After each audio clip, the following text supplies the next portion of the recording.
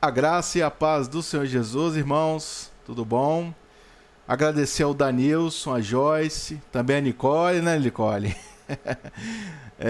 Pela oportunidade aqui de estar entregando uma mensagem bíblica sobre um assunto em voga aqui, inclusive no canal, respeitando também todos os outros entendimentos, né? Mas eu vou expor aqui um entendimento relacionado à eclesiologia, que é o estudo da igreja, né? É uma subdivisão da teologia sistemática, ou seja, ela trata da natureza da igreja, da função, da missão da igreja. Amados, antes de falar sobre devemos ou não congregar, primeira coisa, vamos ver a visão e entendimento reformado sobre o assunto. Ou seja, vamos ver de forma contextual, histórica, né? Se devemos ou não reunir em uma igreja. Amém? O assunto é muito vasto, tá, irmãos? Muito vasto, para ser esgotado só em 10 minutos. Então, vou apresentar aqui informações de forma bem resumida. E lógico que certos termos e entendimentos que vou citar aqui precisaria de uma explicação até específica e voltada para cada esse assunto. Isso demandaria mais tempo. Mas o que posso dizer é que o que será falado aqui, meus amados, é o entendimento desde o início dos séculos. Quando nós falamos séculos, falamos século I, século II, século III em diante. Então, onde os pais da igreja, os pré-reformadores, reformadores, como todo mundo conhece aí o Martim Lutero, né? Mas reformadores, os pós-reformadores. Então, não estou trazendo nada novo, estou trazendo um entendimento que é lá de trás, tá ok? Primeiro ponto, importante, quais as raízes da igreja? A igreja, meus irmãos, ela surgiu no Jardim do Éden, com Adão e Eva. Ali, eles adoravam diretamente a Deus. E ali era a igreja. Vamos ver isso aí em Mateus 18, 20. Então a igreja de Cristo não surgiu no Pentecostes. Pois ali foi uma ação do Espírito, lá no Pentecostes foi uma ação do Espírito para expansão da igreja e do Evangelho de Cristo. A igreja também não surgiu após Constantino, né, imperador Constantino, ter decretado que o cristianismo era a religião oficial do Estado. Ali, na verdade, dá início à deformação da igreja. Então, quando falamos surgimento da igreja, nós temos o Jardim do Éden como referência. Porque onde houver 2 ou 3 em meu nome, ali eu estarei. Ali estarei com a igreja. Segundo ponto. A igreja é única e uma só. Não existe duas igrejas. Como, por exemplo, uma igreja fiel e outra infiel. Não podemos dividir a igreja em 2 grupos distintos. Ou seja, separados. Quando lemos lá em Mateus 25, do verso 1 a 13, que fala das 10 virgens, notem que todas esperavam o mesmo noivo, usavam as mesmas vestes, tá? As mesmas candeias para iluminar os rostos, não havia diferença nelas aparente. A única diferença que tinha, que o texto bíblico nos aponta, é que 5 eram nécias, ou seja, loucas, e 5 prudentes, que falam lá no verso 2, tá? Então, essa era a única diferença. E o principal ensino dessa parábola, meus irmãos, é sobre vigilância. Não é sobre 2 igrejas, ou uma igreja fiel e uma igreja infiel. Não. Ali é para estar atento à volta de Jesus e não ensina em nenhum momento que ali tem 2 igrejas. Pelo contrário, ambas estavam juntas e somente soube quem eram as loucas quando precisou de óleo. Notem isso. Então, assim, Jesus Cristo ensinou na parábola do joio e do trigo, muito conhecido por todos nós, não é verdade? Em Mateus 13, do 24 ao 30, tanto o joio como o trigo são idênticos, e somente sabe qual é o trigo quando é retirado e aberto para conferir a semente, que é o trigo. E Jesus ensina mais, que não podemos, de forma nenhuma, separar por nossa conta. Ó, que você é um cristão, você é um salvo, eu não sou. Não, de forma nenhuma. No verso 29 dessa mesma parábola, ele diz de forma incisiva, de forma nenhuma, não. Essa separação ocorrerá somente na volta de Jesus. E isso nos explica o texto de Mateus 7, verso 22 e 23, que nos diz o seguinte: muitos naquele dia hão de dizer: Senhor, Senhor, porventura não temos nós profetizado em teu nome?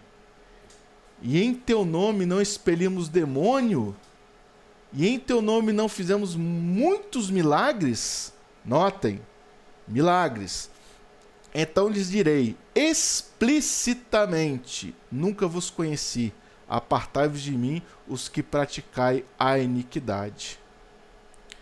Pois bem, então nós vamos ver agora um entendimento histórico reformado sobre igreja visível e invisível. Aí você vai falar: não, mas agora você está dividindo uma visível e uma invisível. Aí está duas igrejas. Não, nós vamos entender.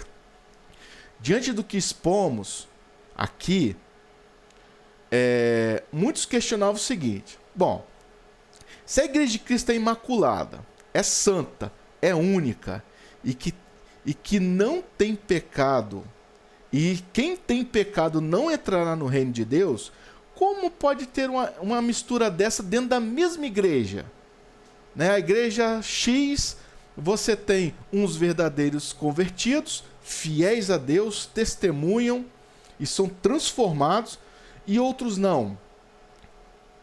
Como? Como se explica isso?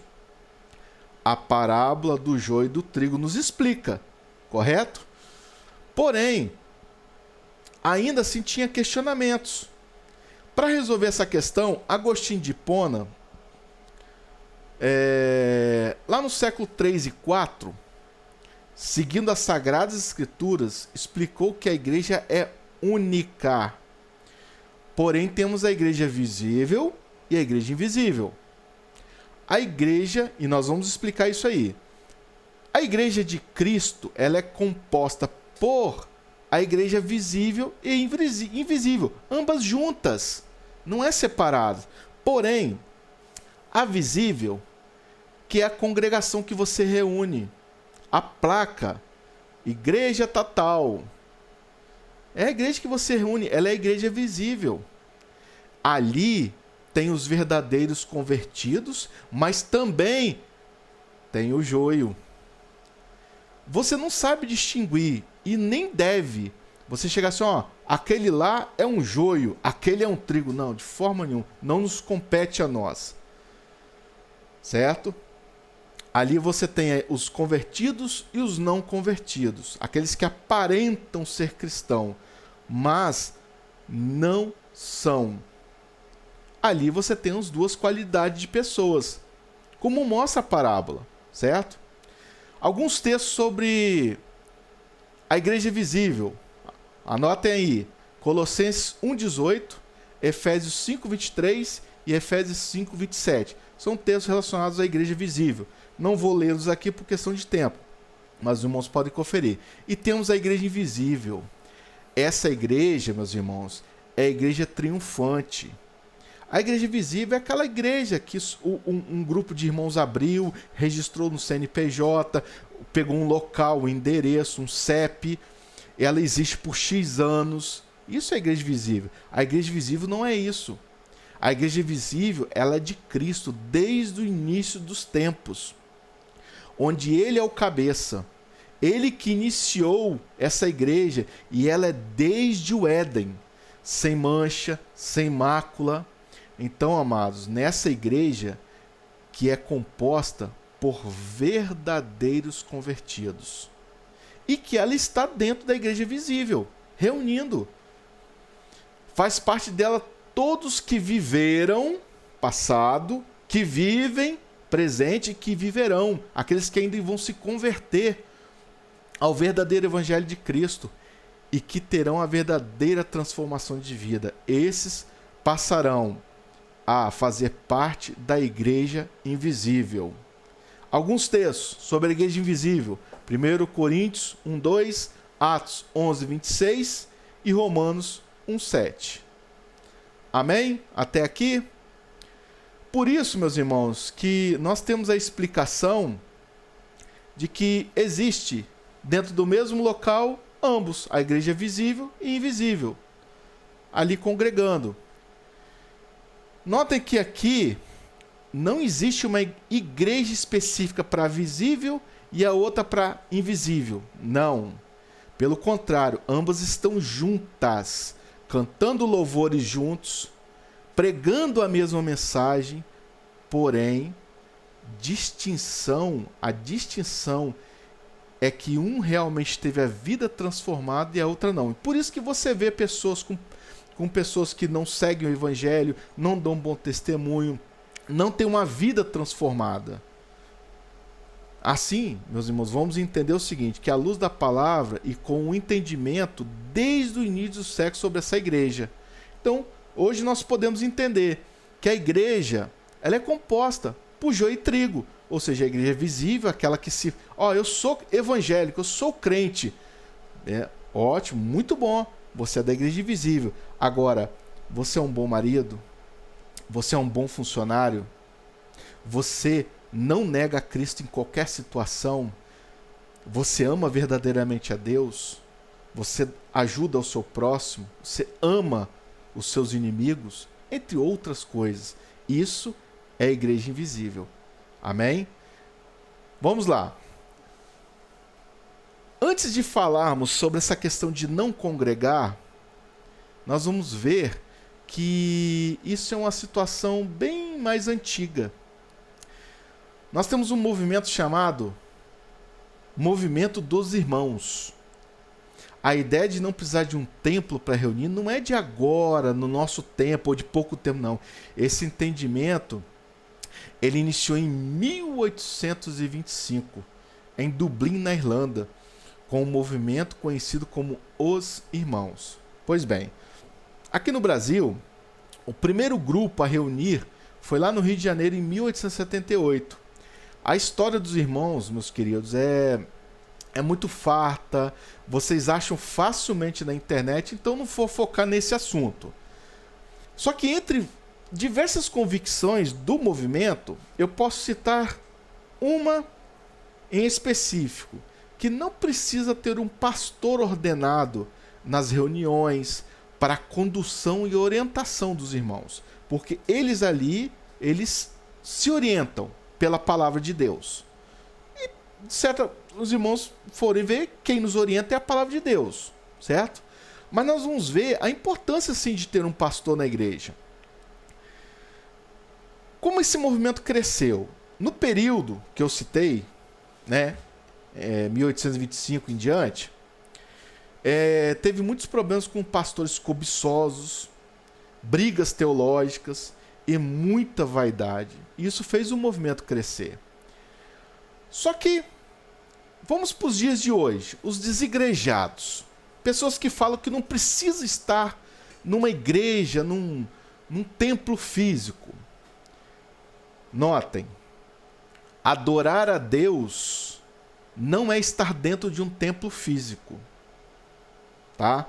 Congregar é você se reunir com os santos e cantar de forma junta, ali, declarando fé de forma conjunta, cantando louvores, trocando experiências.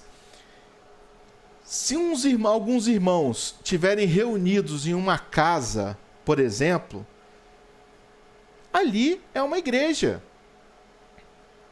Certo? Então, A pessoa ela não está reunindo em um templo, ela não tem nada a ver com a salvação. Ah, você não reúne em tal lugar, você vai para o inferno. Isso não tem amparo bíblico. Agora, a igreja ela é composta por louvor, oração e palavra. Isso é bíblico, está na Bíblia. Palavra de Deus, entendimento histórico. Ou seja, todos podemos pregar a palavra, sim, mas nós temos biblicamente a função do pastor. E nós vamos ver mais para frente. Então, segundo o IBGE, meus irmãos, em 2010 tinha 10 milhões de pessoas que se declaravam cristãos, mas não tinham vínculo com qualquer igreja local. Triste, né? Mas não tão triste, porque desses 10 milhões certamente tinham pessoas que reuniam, que professam a fé, crê no Senhor como seu Salvador. Então, mas tem pessoas ali que realmente às vezes não reúnem e nem mais cultuam a Deus. Infelizmente, né, você tem os dois lados. Hoje certamente esse número está mais alto, mas porque as pessoas criaram aversão por reunir em um templo, em um local específico. Eu vou listar algumas coisas aqui que eu lembrei e que eu também vi em alguns estudos. O estelionato em nome da fé. Será que tem hoje, hein? Acho que tem. A ascensão de líderes manipuladores. O discurso hipócrita e demagogo presente em muitas congregações. A superficialidade das mensagens. Pessoas não estudam a palavra de Deus. Os escândalos cada vez mais frequentes relacionados a dinheiro, família e por aí vai. Difícil relacionamento com outras pessoas. E submissão a um pastor no sentido eclesiástico. Tá ok? Então vamos ver que nenhum dos motivos acima é motivo para não reunir, tá bom? Por exemplo, vamos lá começar com Paulo, considerado o maior implantador de igrejas. A igreja ela possui ordenanças que Cristo não deixou para serem cumpridas, nos deixou, que é batismo e ceia. Ambas são realizadas na igreja. Tanto que Paulo aos Coríntios, ele explica, porque eles ceavam de qualquer jeito. Eles tinham as escrituras, mas ceavam de qualquer jeito. E ali Paulo, como função de pastor, era um apóstolo, mas era um pastor, ele instruía a igreja, certo? E ali, ele ensinou como cear, ele ensinou o que é o corpo de Cristo. Outra questão é a ordenança que Cristo deixou para a vocação do pastor, como eu estou citando Paulo. Essa função, qual a função do pastor? É servir a igreja.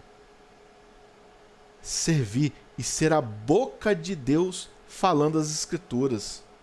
No sentido de, é aquele que vai trazer a palavra, conduzir o rebanho.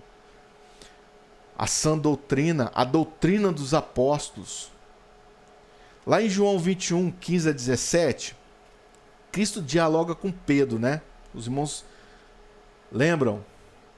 Em todas as respostas, Cristo manda apacentar as ovelhas. E isso acontece, meus irmãos, dentro de uma igreja, que é o aprisco, e com um pastor. A ovelha não se apacenta sozinha, ela precisa de um pastor. Para entendermos a importância do pastor na condução do rebanho, vamos para alguns textos aqui, ó. Romanos 15, 16, Efésios 1, 19, Colossenses 1, 23 e Colossenses 1, 25. Já acabando aqui, nós vamos ver o seguinte, que a questão dos desigrejados, ela está mais ligada diretamente com trauma. E ó, já peço aqui, já falo o seguinte, desigrejado é um tema pejorativo, mas ele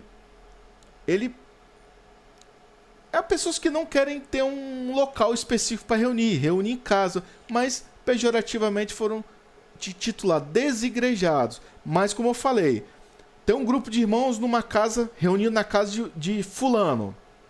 Ali você tem o louvor, você tem oração, você tem a palavra de Deus, ali você tem um pastor para conduzir os irmãos no ensino correto. Porque Corinto, olha a bagunça que foi Corinto até Paulo ensiná-los. Então precisa de um pastor. Não que ele seja um super crente, não. Ele é um necessitado. Porém, ele se debruça mais nas escrituras, se dedica mais para exatamente Deus confiar isso a um rebanho a ele. Ok? Então, para os irmãos entender, os desigrejados dá a intenção que ninguém tem igreja. Não.